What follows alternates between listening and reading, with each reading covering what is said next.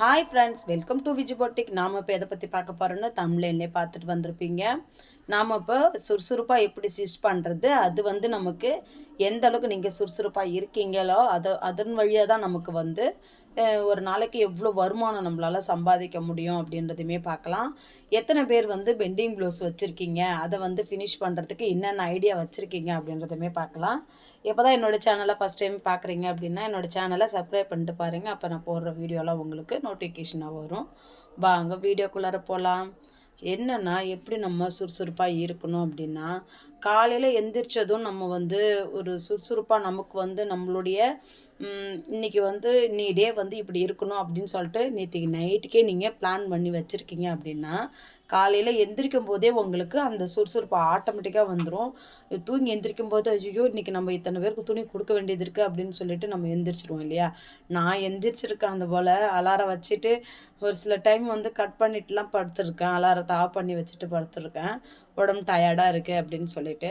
ஆனால் இது போல் நமக்கு இன்றைக்கி இத்தனை கஸ்டமருக்கு நம்ம துணி கொடுக்கணும், அதனால் நம்ம சீக்கிரமாக எந்திரிக்கணும் அப்படின்னு சொல்லி நம்ம மைண்ட் செட்டில் ஃபிக்ஸ் பண்ணி வச்சுட்டு நம்ம படுக்கிறோம் அப்படின்னும் போது காலையில் நமக்கு அந்த அலாரம் அடித்த உடனே ஆஃப் பண்ணி விடணும்னா தோணாது.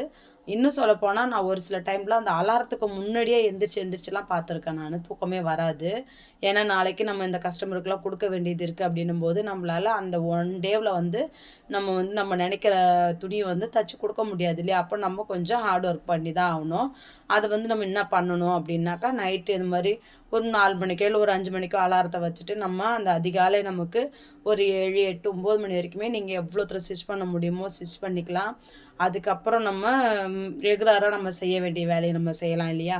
நம்மளுடைய டைமை பொறுத்து தான் நீங்கள் உங்கள் வீட்டு வேலை எந்த அளவுக்கு நடக்குதோ அதை பொறுத்து தான் நீங்கள் காலையில் நீங்கள் அதிகாலையில் எழுந்திரிச்சு நீங்கள் கொஞ்சம் துணி தைச்சி வைக்கிறீங்கன்னும் போது அது நம்ம இன்னைக்கு ஈவினிங்குள்ளார நம்ம ஒரு 4 கஸ்டமருக்கு கொடுக்க வேண்டியது இருக்குது அப்படின்னா அதை நம்மளால் கொடுக்க முடியும். அது பிளான் பண்ணி நம்ம பண்ணுறோம் இல்லையா. அப்போது இப்படி பண்ணும்போது நமக்குமே ஒரு சுறுசுறுப்புன்றது ஆட்டோமேட்டிக்காக வரும். நெக்ஸ்ட்டு நம்ம இதெல்லாம் பண்ணணும், அப்புறம் இவங்களத முடிச்சுட்டு நம்ம அடுத்தது இவங்களது தைக்கணும் அப்படின்னு சொல்கிற மாதிரி நமக்கு அந்த சுறுசுறுப்பு கண்டிப்பாக வர செய்யும். இப்படி நம்ம ஸ்டிச் பண்ணுறோம் அப்படின்னாலுமே கண்டிப்பாக நமக்கு ஒரு நாளைக்கு 1000லேருந்து 2000 வரைக்கும் கூட சம்பாதிக்க முடியும் ஃப்ரெண்ட்ஸ்.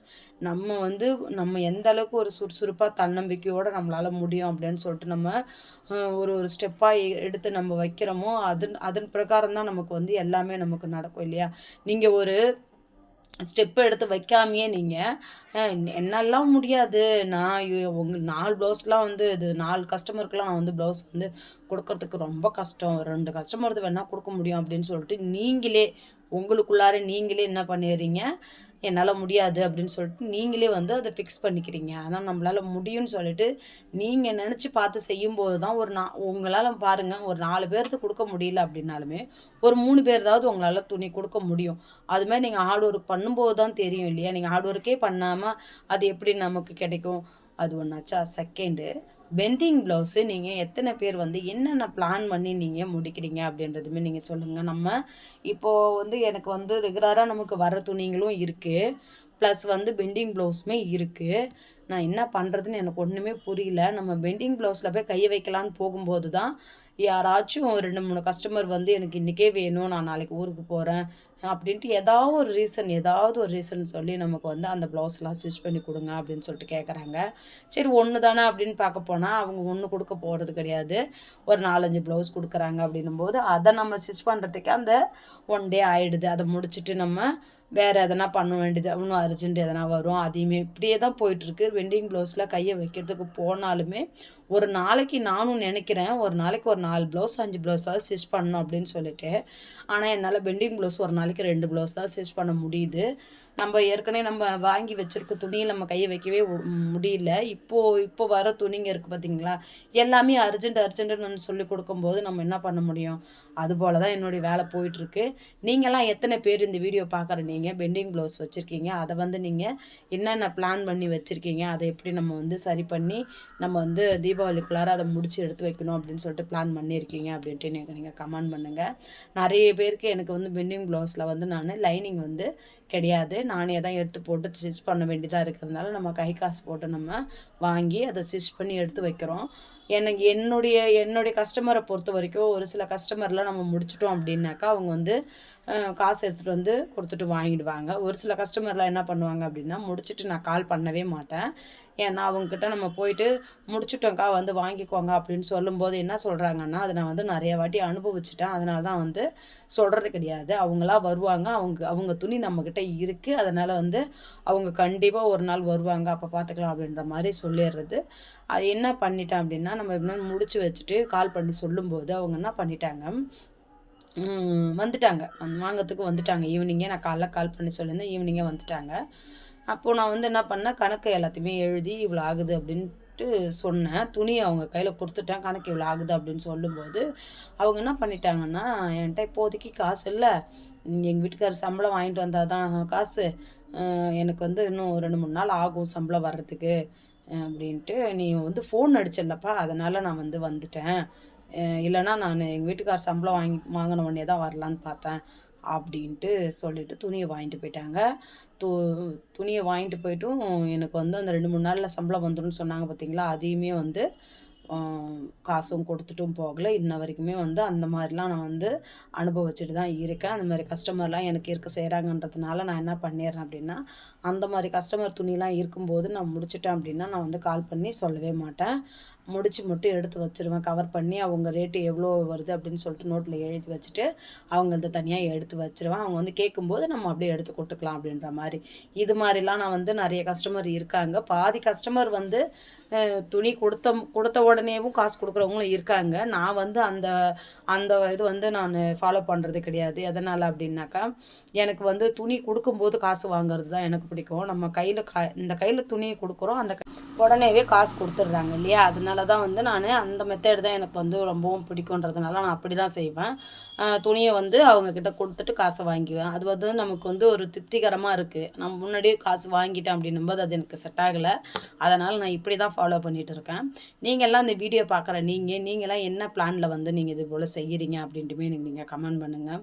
அடுத்தது வந்து வீட்டில் வந்து நம்ம வீட்டு வேலையை எந்த அளவுக்கு மேனேஜ்மெண்ட் பண்ணி நம்ம வந்து ஒர்க்கை வந்து நெக்ஸ்ட் வந்து நம்மளுடைய ஒர்க்கில் வந்து உட்காடுறோம் அப்படின்றதும் மெயினாக இந்த தொழிலில் வந்து பார்க்க வேண்டியது இருக்குது இல்லையா.